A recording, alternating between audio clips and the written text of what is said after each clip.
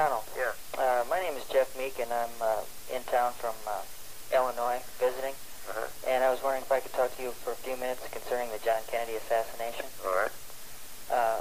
When did you first start with the Dallas Police Department?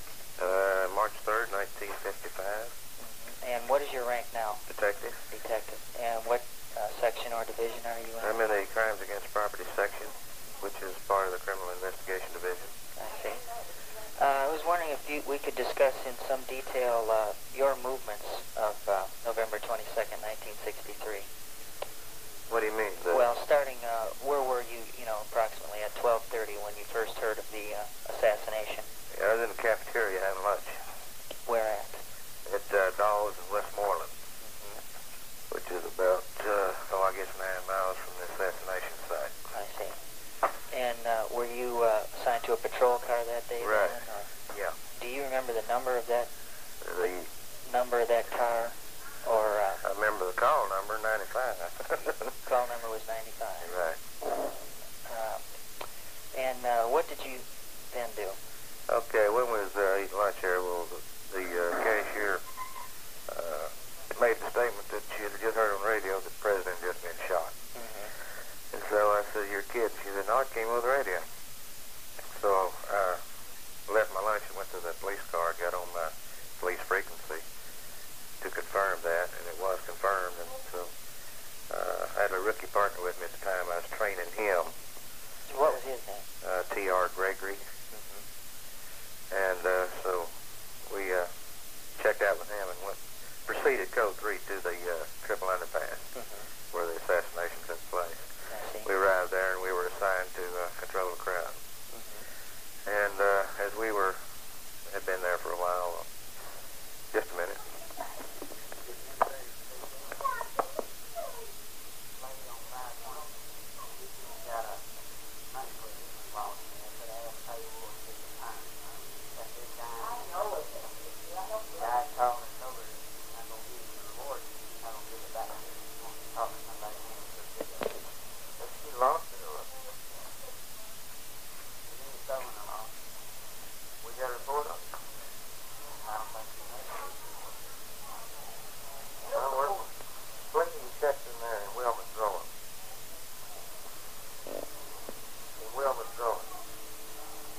Hold on just a second. I got a call coming in.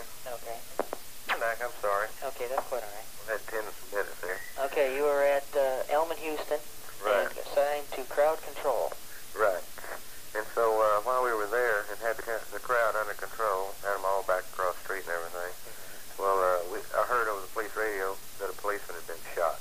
I see. And gave the location, so I checked in with the supervisor there and asked permission if we could go over there because they had plenty of people there around the Texas School Book Depository. So. Who was the supervisor? I think it was Sergeant Owens. I'm not sure about that. Sergeant Owens? Was there an Inspector Sawyer there also at that time? He was, but I didn't report to him. Okay. And so we left the music, went over to Oak Cliff to the Jefferson Avenue, which is about 2 blocks from where Officer Tippett was shot. And a sergeant flagged me down, and he took my partner in hand, and they were going to search a house where they had information that a suspect was in, or was thought to be hiding in the house. So I went about patrolling alleyways, streets, and what have you. And then I got a call that one suspicious person was seen going into the public library at Marsalis and Jefferson. I went there and ordered everybody out and told that the 16-year-old kid had come in there to report to them about the assassination, even any fit any kind of description or anything. So after being satisfied, well, I left that area and got back in my car. When I did, another report came out that a suspect was seen going into the Texas Theater. So I proceeded up there, which is about, I guess 5 or 6 blocks from where I was. And I went to the theater. There's a police car already out front, so I went to the alleyway. There's a police car there, and I got out of my car and went to the rear door. And was attempting to open the door. When it came open, and there was 2 men there. One by the name of Johnny Brewer, who was a manager of the Hardy Shoe Store down the street from the theater, who had caused the police to be called on the suspicious person in the theater.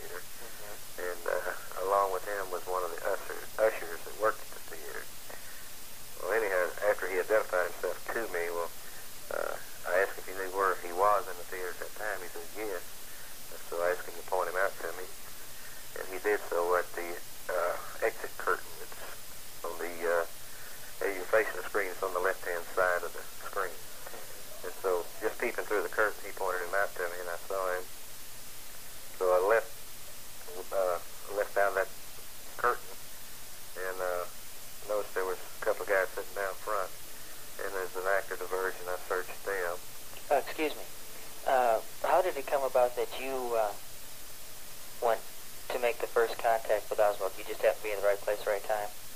Or depending how you look at it, wrong place, wrong time? Well, I mean, did someone say, okay, McDonald, go get him? no, that's all my job. I see. We were just searching, trying to find anyone or anything. Right, I see. Checking out all leads or all information that we received. And it just so happened that Johnny Brewer, the one that saw him, and recognized him as the same person, what had happened, what called his attention to him, as was when Oswald was coming up Jefferson, a police car was coming down Jefferson with a siren, see. So Oswald walks into the display area of the shoe stores, not inside, but just that foyer, and he ducked his head as the police car went by. Well, Johnny Brewer was sitting there next to the window, and he observed this. And as soon as the police car went by, Oswald went back to the sidewalk and started towards the Texas Theater. So Johnny went out to the sidewalk and looked up and watched him go up to the theater and duck in without even purchasing a ticket. So he went on up to the theater and asked the ticket clerk, Julia Postal was her name, if she noticed him. She said, yeah, I noticed him. She says, did he buy a ticket? She said, no, he didn't. She said, we better call the police because that guy, was acting suspicious. And so, evidently, he was the one that met me at the back of the door there and told me, where he was sitting and pointed him out to me. So after I searched these two dudes sitting down there in the middle of the orchestra section, I had them to be seated, and then I walked down the aisle and walked up towards Oswald. Did you get the names of those two other individuals? No. It was just more or less diversionary. Yeah, right. Okay. Because he had pointed at those people. Right, I understand. And so I walked up the aisle, and there were some more people sitting to the left in the orchestra section. And I was looking at them, then sort of looking at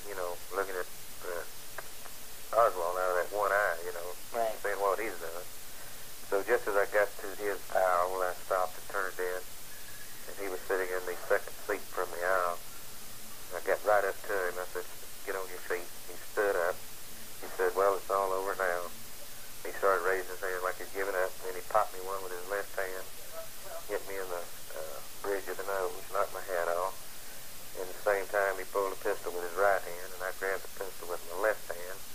He pulled the trigger, and the hammer went through hit the skin of between my thumb and forefinger. Then there's no doubt in your mind that he did try to kill you.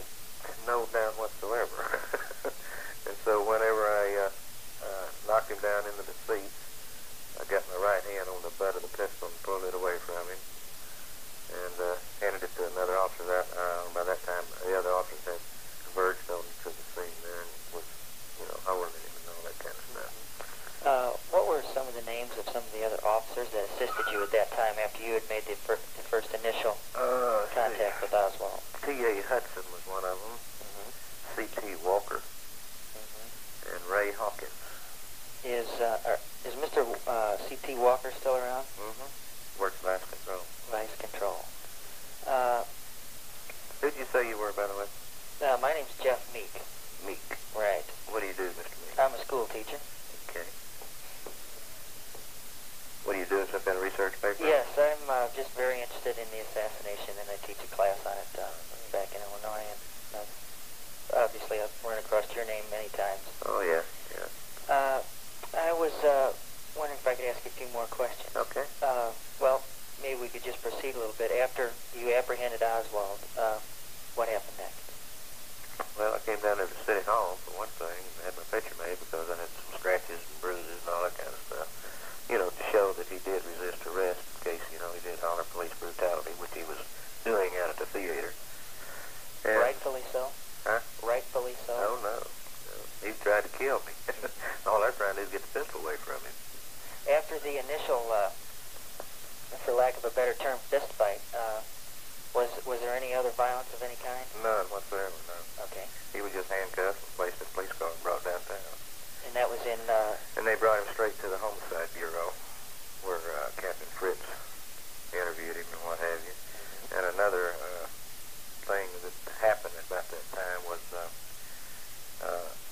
as we brought Oswald into the offices of the Homicide Bureau, well, Captain Fritz was given instructions to some of the detectives that they had to obtain a search warrant and go to Irving and see if they could locate an employee that was missing from the school book depository, and gave his name as Lee Harvey Oswald. And that's when we told him that he didn't have to, because he's sitting right here.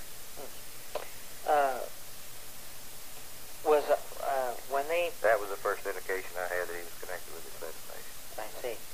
Now, so in other words, and that jives with what I've read, that the initial interest in Oswald was because he was missing from the Texas School Book Depository. As far as assassination is concerned, my initial interest was that the policeman had been killed out there. Right. Okay, now can you tell me if other officers were assigned to other workers at the depository that were missing? I have in mind Mr. Givens, who had, I guess, had a police record in a narcotics offense. And, you know, I'm not aware of that. It seems to me that history tells us that we were in a big hurry to get Oswald because he was the only one missing from the depository, and that, as you may or may not know, is completely false. There were other people that were also missing. Do you know where they got the Irving, Texas address? No, I don't. Really don't. So then you just turn them over to... I would imagine they got the address from the records down there at the school book depository some way or another. Yeah. See, that's another interesting point there, because that wasn't the address that was listed. Well, I really don't know, because I wasn't assigned to any of that investigation on that kind of stuff. All I did was tell what I know about it. Right. Did you know Jack Ruby? Yeah. When had you first met him? Oh, years ago when I was in patrol. About what year? Let's see. I would say the latter part of the 50s. I would say around 59, 60. Under what circumstances did you make his acquaintance? Well, let's see. He ran that nightclub out there on Oak Lawn at the time that I knew him. The Vegas? Yeah, the Vegas Club. And, let's see, I had been in the club off duty, a couple of times. And, he lived in Oak Cliff, see, and working late nights, so he would come into a coffee shop on an occasion when, I would be there. What coffee shop was that? Oh, one I remember, the last one was the one in Colorado in Beckley. Do you remember the name of the... I don't remember. It was a different name than what it is now. Was it the Eat Well Cafe? No. Eat Well's downtown. I see. Shows you what I know. Go ahead. And, of course, that was the only association I had with him. Of course, answered a police call at his apartment on where a guy was staying with him, a ventriloquist of some kind, that was staying with Jack at the time that he was at the club as a performer. He had a theft from his vehicle out there at his apartment. That's the other contact I had with him. Were you ever sent there at any other times in an official capacity? No. That's the only time I went there as official capacity, or only time I was there, period. To your knowledge, was there any information that you've ever come across that would show that there were any underworld figures that hung around Mr. Ruby's establishments? Not that I knew of, no. We know that he was a good friend. In fact, I guess he stated that he idolized Louis J. McWillie, who, was the operator at Tropicana down in Havana. And I just wondered if the Dallas police were aware of McWillie or any other of those elements in town. Well, they could have been, the intelligence section. But as far as just being a street patrolman, I didn't know anything about it. Right. Did you know Officer J.D. Tippett? Oh, yeah. He lived down the street from me. Is that right? And in fact, we dressed next to one another at the substation. In the same locker room. And I knew the car he was driving, the car number. Did J.D. Tippett know Jack Ruby? I don't believe he did, no, because if he did, it was unbeknown to me. Excuse me. Do you feel that any members of the Dallas Police Department might have had any foreknowledge of the assassination? Negative. No, definitely not. Definitely not.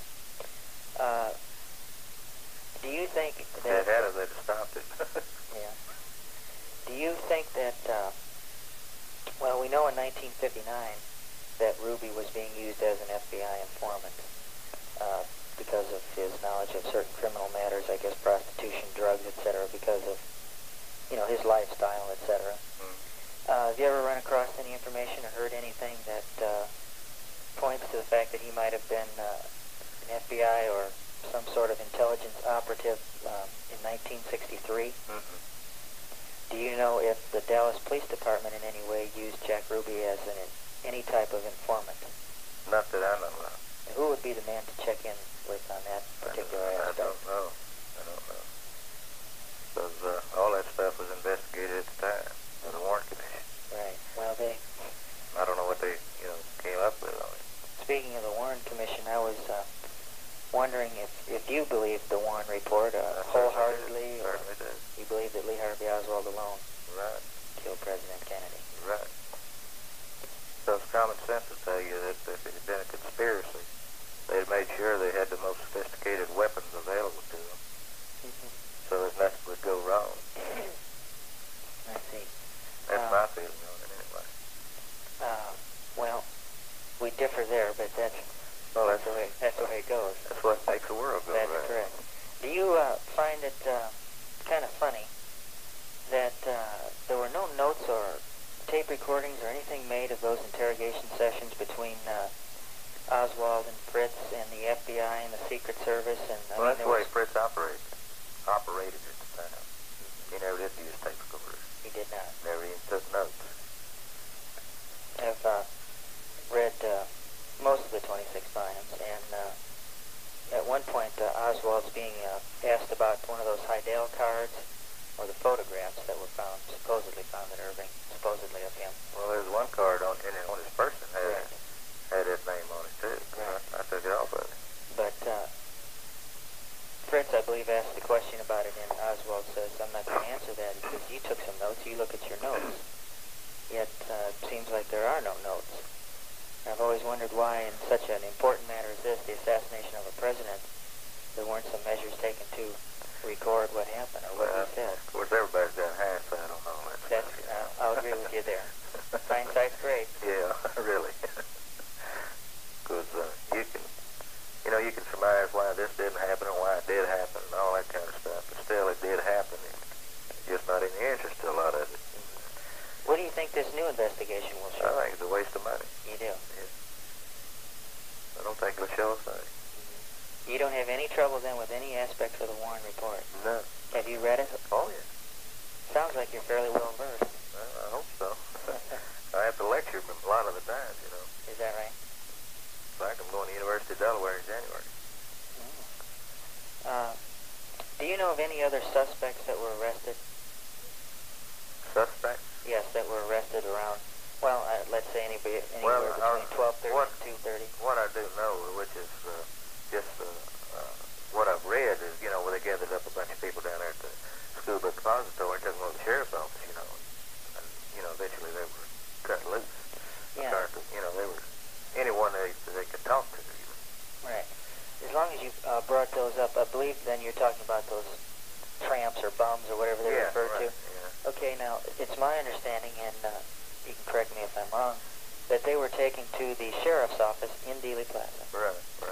And what seems kind of strange to me about this is the fact that there's no record of their arrest or their release or their booking or anything. They just seem to be let in and let out. Well, I think they were just, preliminary questions, is what they were. Using process of elimination and all this kind of stuff. That's the reason there was no written record of it. I think.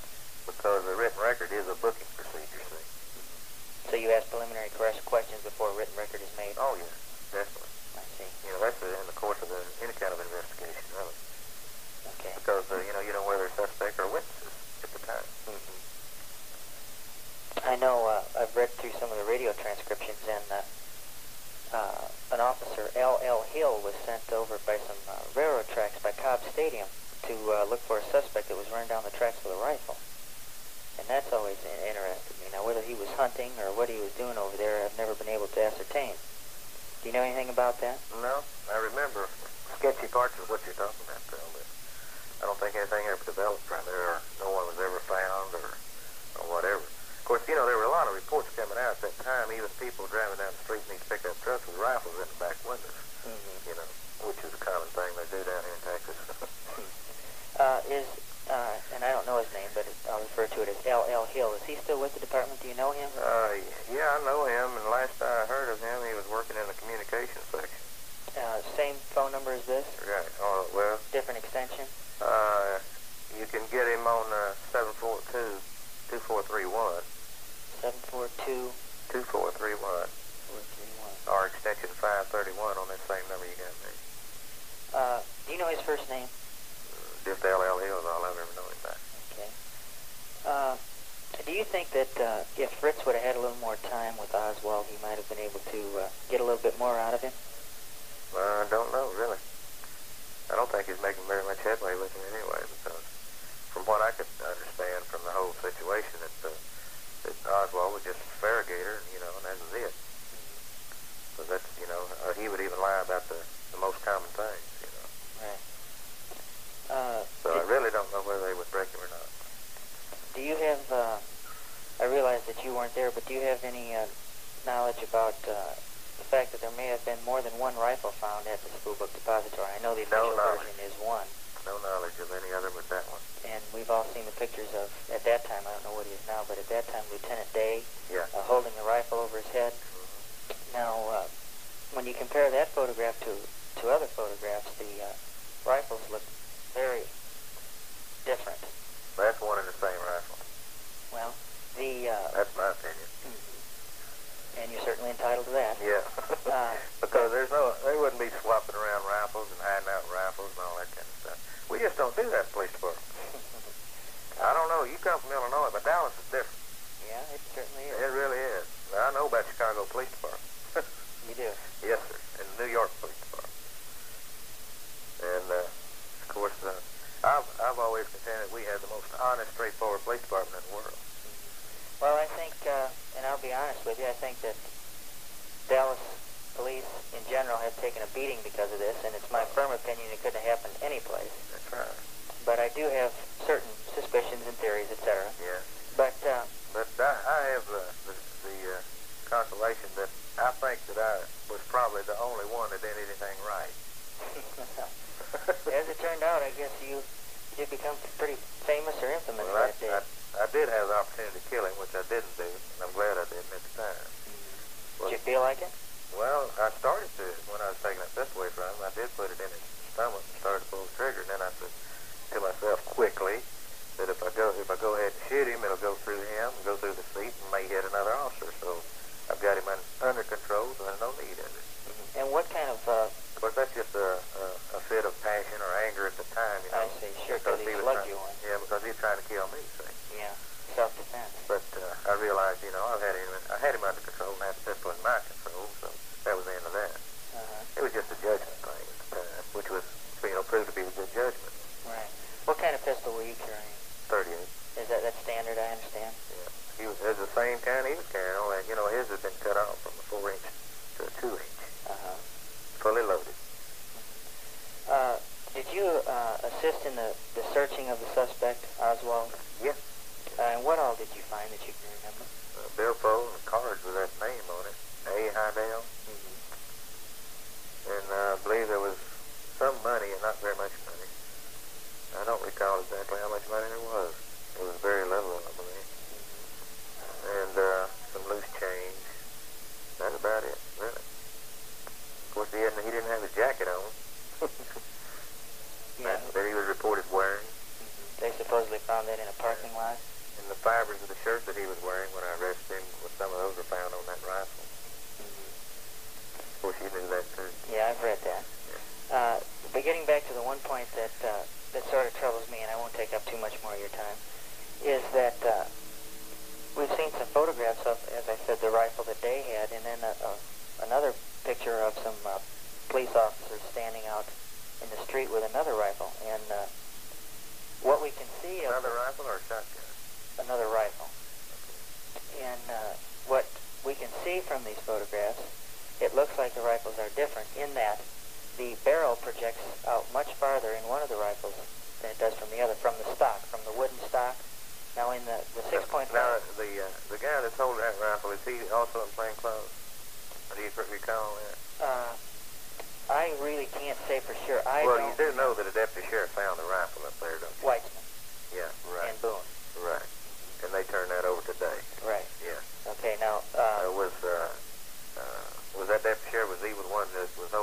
the picture you saw or what? I don't know. I haven't been able to identify the person with the rifle, and you might have seen the picture. It was in the Dallas Cinema Associates footage, and has since been made into a slide, and it's labeled. There's a label at the bottom that says the assassination weapon or something like that. No, I haven't seen that picture.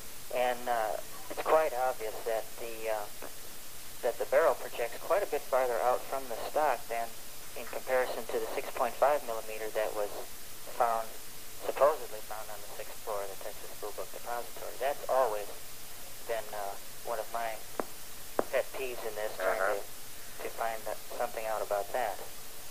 Do you have any information that... No, I don't have any, no. First I've even heard of that. I've been recently reading through some recently declassified CIA material, and it says that it's a mistake that it wasn't a 6.5, that it was a 7.35 millimeter Mannlicher. I don't know. I read it up. Did you ever see the weapon? No, I never even see the rifle now. Is Dave that's still always... around? Yeah. Is he same number? Section 881, I think you get him on, or 885. Yeah. What section of the police department is he in? That's the identification section. He's still there. Identification section. That's where he was that day. Right. I suppose he should be the man I should be asking those questions to then. More than likely, because all I can do is speculate. Any other detailed information you can give me of the arrest? You would be the man to talk to on that, seeing as you made it. Well, I think I covered just about everything. I don't know whether I don't believe I left anything out. I said it all, but okay. Did you ride in Jerry Hill's car back to the? No, I rode my own car. Follow them in. Yes. Okay. Well, thank you very much for your time.